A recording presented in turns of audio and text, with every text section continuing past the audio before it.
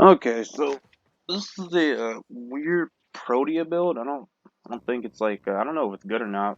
And I came off a 15-minute major mod survival. I mean, that's not really a benchmark of anything, but I mean, it's something, right? Let's see. So I'll just show you a quote unquote like I guess what I consider normal. At least for me, I always like having max efficiency on most of my warframes. Like, Protea is one of those warframes where you don't. She doesn't have a dump stat like Chroma or Loki does. Like, sure, duration's very nice, but you don't want to gamp your range to the point where your Blaze Artillery can't even hit anything. So that's what I'm saying. Like, if you're gonna use a narrow mind, I'd probably use like a what is it, like a rank 6, I think. Like, no, that's my max rank one. Like something that where's my? Am I just being stupid? Oh, it's on the build. I'm so dumb. It's yeah, I think this is a rank 6 one where you can offset the range loss with stretch. That's why I keep it. That's why I have a max one, then I have like a half ranked one. This actually might be rank 5. I think about it.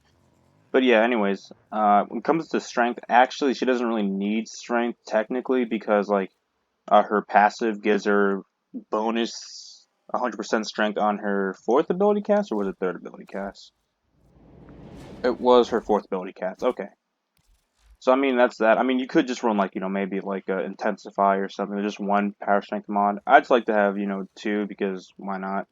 Um, Maybe efficiency isn't as important as if you have a max of energize and using her dispensary. But yeah, I'd consider this like just a general build. I mean for leveling up in Sanctuary Onslaught, this actually worked pretty well.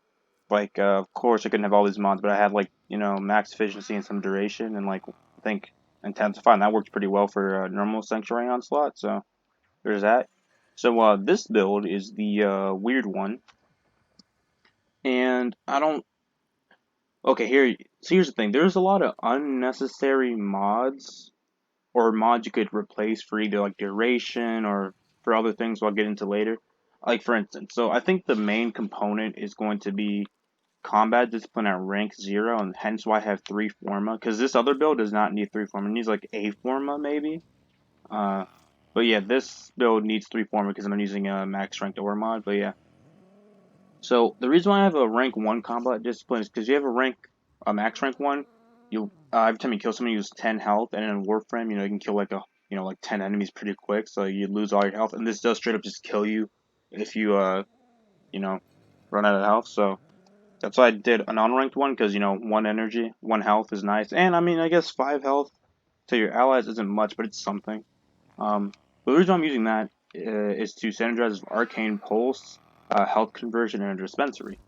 So again, her dispensary works by, you just throw it out. I'll get some energy. So you just throw it out. And again, energy conversion works here too because it drops health orbs and shit, or energy orbs and shit. So power strength does affect the extra drop chance on it. So yeah, just throw the health, energy, and this is Omni ammo, so this works on your arc guns, which is another thing I'll get into later. And the idea is I kill something in combat discipline, I can pick up a health orb, I get, if I get lucky, I get an arcane pulse proc, and I get some, health conversion. And why I say, and the reason I say if I get lucky, I get arcane pulse to proc is that equilibrium, which is also on this build, does actually take that arcane pulse proc and convert it into energy. Let's see if I can show it off, but again, the idea is you have this out. You have combat discipline going off because you set up. You have your blaze artilleries out. So while they're getting kills and you're over here, you pick up a health orbs, which become energy for you. And if you get a pulse proc, you get more energy. And then if you get energy, you get health. Right? If I pick up an energy orb, I get health. And then that also compounds on top of health, energy conversion and health conversion, also working in the background. So your builders are usually going to have 50% more power strength. And if something breaks through your shield gate, you usually have like what is it, 450 armor times 3 because of health conversion stacks. Although I will say, the sad thing about health conversion is that it does go away off a combat discipline kill. Like if I get a kill with Blaze Artillery, I will lose 1 stack of what you call it, health conversion for some reason. I guess because I guess it counts as damage towards you. So that's sad. But honestly, with this build, you're gonna be like drowning in fucking energy orbs and health orbs. So it's not really necessary. Also for like high level builds, I guess, where like like steel path stuff.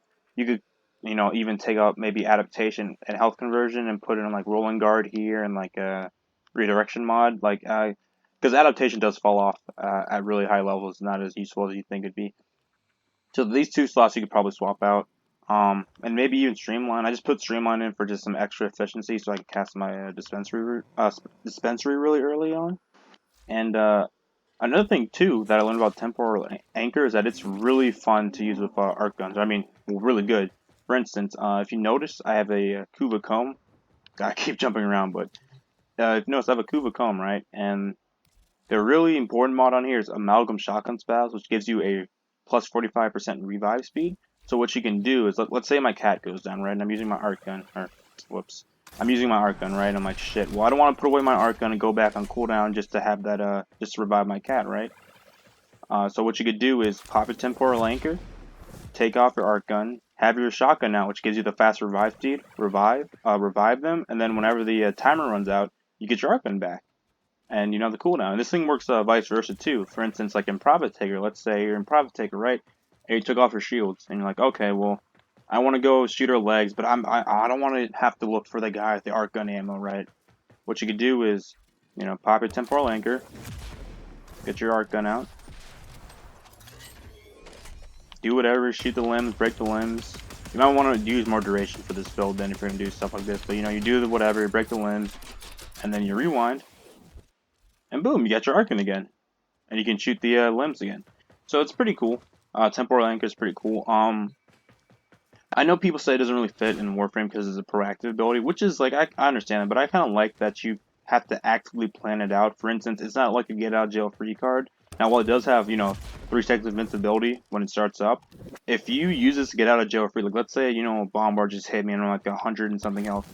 I'm like, oh shit, I gotta get out of here, right? And then like, oh, let me throw down my shield satellites to heal myself up. Well, when you rewind, it's gonna rewind you right to the point where you didn't have shit. So, like, you got to keep that in mind.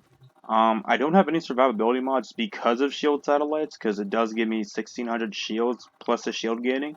If you feel like you need to, swap out health conversion for redirection, it's probably best. But it's enough talking. I'll show you like a really quick dry run, and then I'll go into mission and show it off. The reason why I'm more reluctant to show mission stuff is because this could probably be 40p. So, and if dispensary's out, throw this shit out. Blaze artillery. Look, I'm getting health, getting energy. See how it converted to 100 energy? Because I think I don't know if I got a pulse proc actually. But it does. Pulse procs do actually give you more energy, so it's pretty cool. And then look, I have I have energy conversion, and I have a my passive active, and I believe it does show you the yeah, it does show you. I get a 68% drop chance when everything's working together, so that's cool. Um, so yeah, I could be like, oh, throw this out, throw this out, throw this out, do that, and then boom. And now I have a 68% chance to get, double drops, which is pretty nice. See?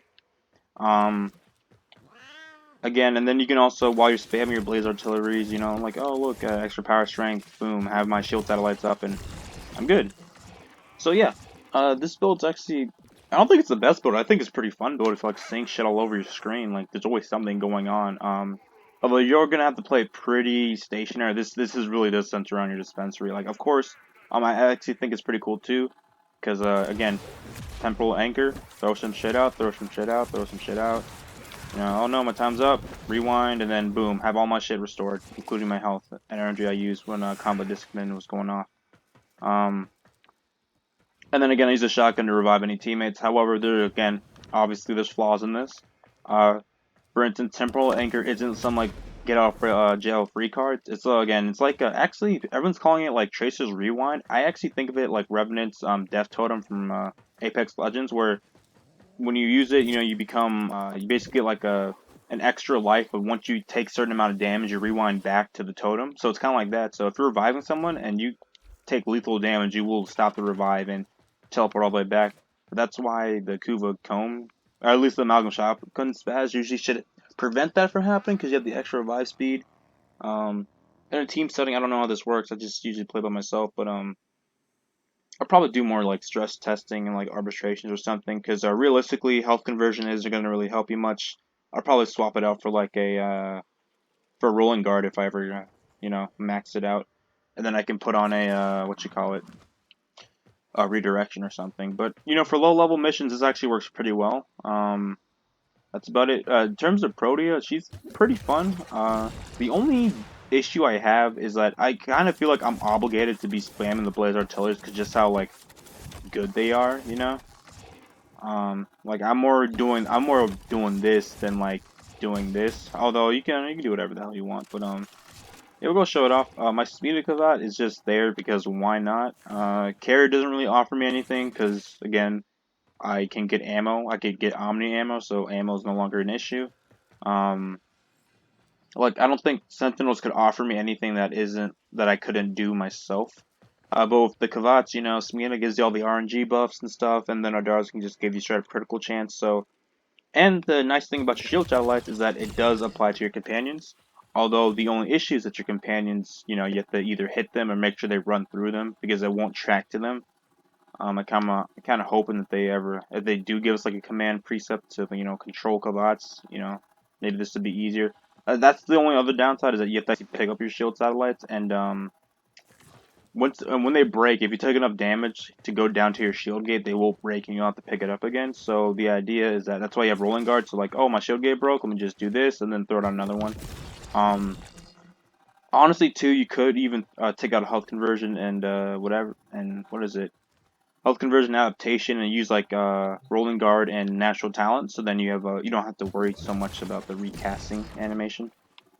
Anyways, that's pretty much the build. I don't know if I explained it well, but again, TLDR, you throw down your dispensary, you kill shit, you heal, you get a ton of energy and health back, and you just keep going. You just keep going. And then if you want to use your arc gun, you can do that. Just remember, you can use temporal anchor to ignore some of the restrictions again. So yeah, if that mod thing's still up, we'll do it. Orbiter. And if you're wondering why she's all green, I have no idea why. I'm just like, you know what? I picked a Gatir palette. I'll just choose all green. I just chose all the greens out the Gatir palettes. I don't know why. Let's see. Is mod still up?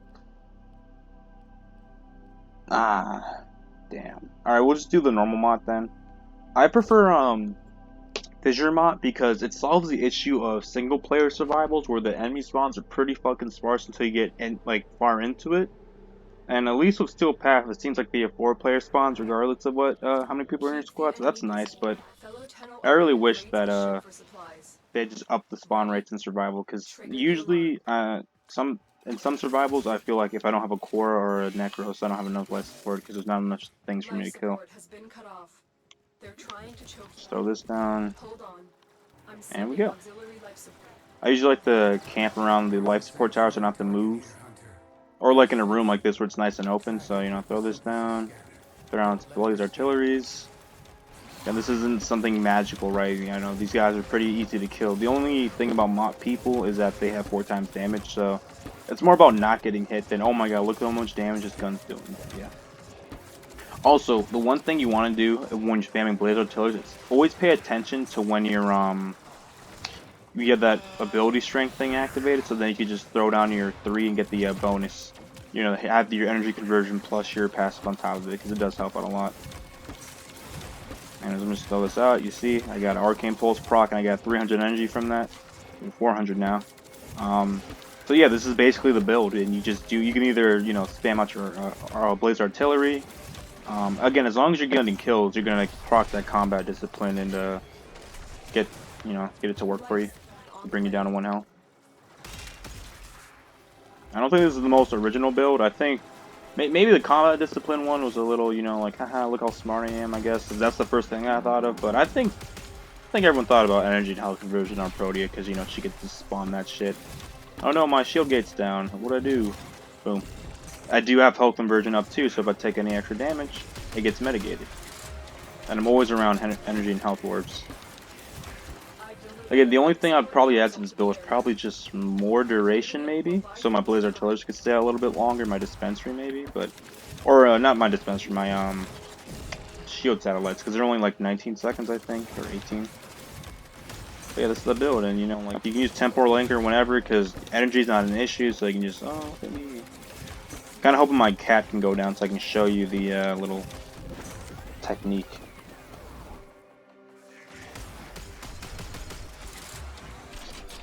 Yeah, this is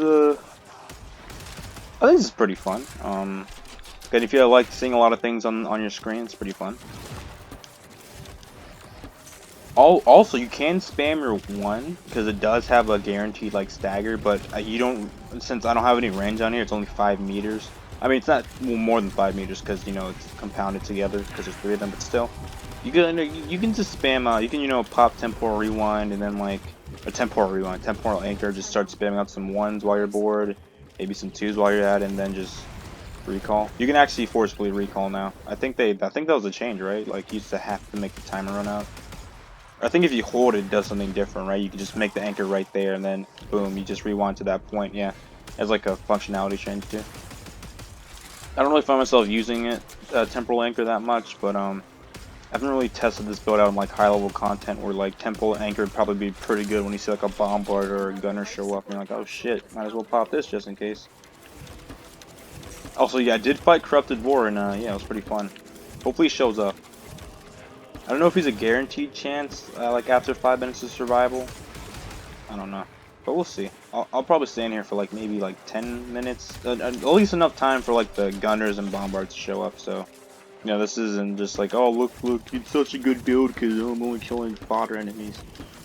I don't even think it's a good build. I think it's just a fun build in the sense that you're using like mods you probably wouldn't normally use, and you're taking advantage of, you know, other things.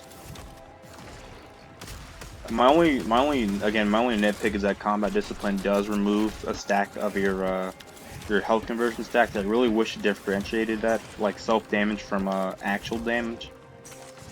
So, oh well, I mean, but again, it's not really a problem because you see, every time I lose 1, I just get more because I'm just surrounded by health and energy orbs. So it's not the end of the world. And then there's my Kavat doing the buffs. I'm not throwing out my shield grenade because I want my cat to die. So I can show you the tech with the arc gun. Oh yeah, and then again, Omni ammo, so you can have your arc gun out as long as you want. Just don't put it away because the Omni ammo only gives it to you while your arc gun's out. Like if I were to put it away, I'd be on like a 30-second cooldown, and if I won't lock over the Omni ammo, I'd be like, oh, you're full already. So just keep that in mind, and that's it. And that's the protea build.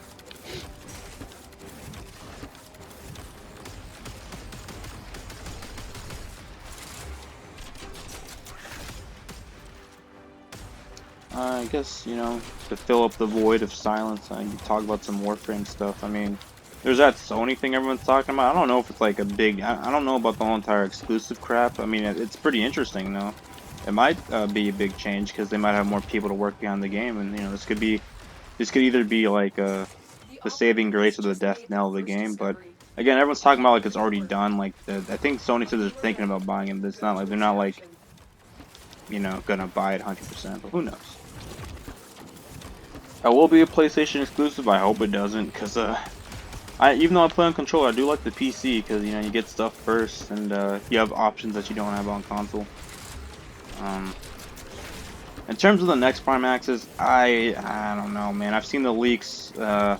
Again, his design is subjective, you know, like, oh, you don't like the way it looks. That's whatever. But again, his stats are pretty underwhelming. Like, I know they weren't gonna do like 1,000 base health like at rank 0. I know, but like, I think he only has like either 25 or 50 more base health. I'm like, couldn't just do like 100. Just come on, just because again, in my opinion, once you get to like steel path levels or whatever, or like high end like endurance runs, he falls off. He does.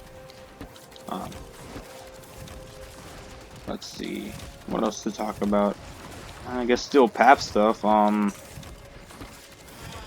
I disappointed that all he did was throw up the levels and call it a day? No, I figured it out. I'm glad they are changing the rewards a little bit, like they're making it more of a incentive. Although the Infinity Booster one's weird to me because if you're doing Steel Path, I don't think you take stuff in there to level unless you can reasonably, like, maybe there's going to be like another node, like a Hydron on there, where it's like it's going to be a level 100 whatever, but it's like going to be really easy to kill them out because it's just mostly butchers or some shit. Maybe. I don't know, man. I think once you get to that point, I think what people really want are like maybe a resource booster so you could farm at a different node instead of like, you know, a certain node for a certain resource. That'd be pretty nice. And in terms of Deadlock Protocol, now, see, the thing is, for me, the update was meh, and solely for the fact that I don't really appreciate the tile set design to a certain extent. Like, I love the Void, it's my favorite looking tile set. Like, obviously, a lot of time and effort went into the redesign of the corporate ship. I'm pretty sure that's the majority of the update anyways, but for someone like me who enjoys Warframe mostly for the gameplay, I was like, oh, well, it looks nice, that's cool and all, but, like, I really don't care. I really was disappointed with the Grand and Void. I thought it was going to be, like, an actual, like, new game mode, like a game mode. That, like, sure, it's only access to the corporate ship, but it's going to be, like, something more than just kill a Spectre and throw the Zorus at it. That was kind of meh. And then, again, if you play solo, like, it's only 75 kills, and it's like, that's pretty easy with Mesa. I've been spamming Blaze Artillery the entire time, I just realized. Because that's how I play Protea, I just throw out Blaze Artillery. I probably should check this out in team setting, though. Because another benefit that I did not mention about, Energize and Pulse, I don't know if people realize this, that little splash effect, that's an AoE, and you can actually help your teammates out with it. I don't know how big it is, probably like, I don't know, maybe 5 meters? That might be too big, but you can, if people are near you, it's like a Chroma's Vex Armor, they can get the benefits of your Energize and Pulse, so that's nice. Are you going to be replacing Trendy? No, but it's nice. It's a nice little feature. Alright, my cat's getting hit pretty hard, so... Oh, they also had a shield getting on cats. And I think on Sentinel too, which is really nice. Alright, let me go spam this out. Put this down for its power strength. It's not completely brain dead. I mean, you get a good look at an indicator every so often. Okay, cool. So my cat's down. It's like, oh shit, what do I do? Alright. Pop Temporal Anchor. Remove my Arc Gun. Have the fast revive speed. Boom, right? 5 seconds, you know, clear some shit up, and then, you know, rewind. And my Arc Gun's back. Ta-da! And I can do whatever the fuck I want. Although I had to reload it, I guess. But still, that's the point of the whole entire temporal anchor tech, I guess. I wish War would show up, but whatever. Hopefully my cat comes over and gets the damn shield gate. I guess we'll leave it at 10 minutes. I know this isn't the most engaging gameplay or the most riveting stuff, but I don't know, I hope it shows it off pretty well. Over here trying to fucking change the world or some shit. Although I will say, I don't know why, but ever since they added proximity detonation to the Grattler, I prefer it over the Ayanga, even though the Ayanga is just probably better. Oh, there's Vor, cool, you get to fight him.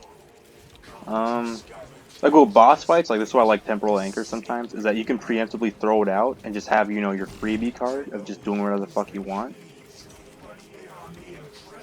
Alright. Okay, they're trying to be pretty hard, so... Again, I'm not going to use Temporal Anchor because that'll actually screw me over. I could use it now. Oh, they have Cephalite on them, that's why they're not breaking. I mean, that's why they're not dying. I'm gonna actually take off my Arc Gun because, you know... Oh wait, no, I'm gonna give it back, I was about to say. I need to use an actual gun.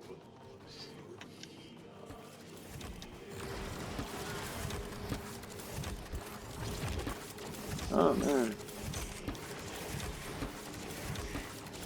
Where is Vor? Holy shit. Nice thing too is your deployed dispenser thing doesn't get recalled or whatever if you decide to I think, did I kill him? Time out, did I kill Vor? Holy shit, I did. Blaze Artillery, man. Anyways, I thought hopefully that was a good showcasing. It's about I'm not gonna really do Warframe builds at all. I don't really think like that's not a thing I enjoy unless it's something like this where I think it's like cool enough. Because most things on Warframe you could pretty straightforward to mod it with, like most weapons are usually a general build. Same with Warframes, you know. I usually mod for the best ability.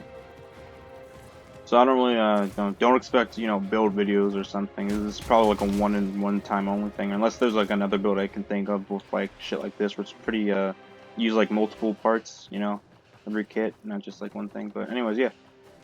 Thanks for watching.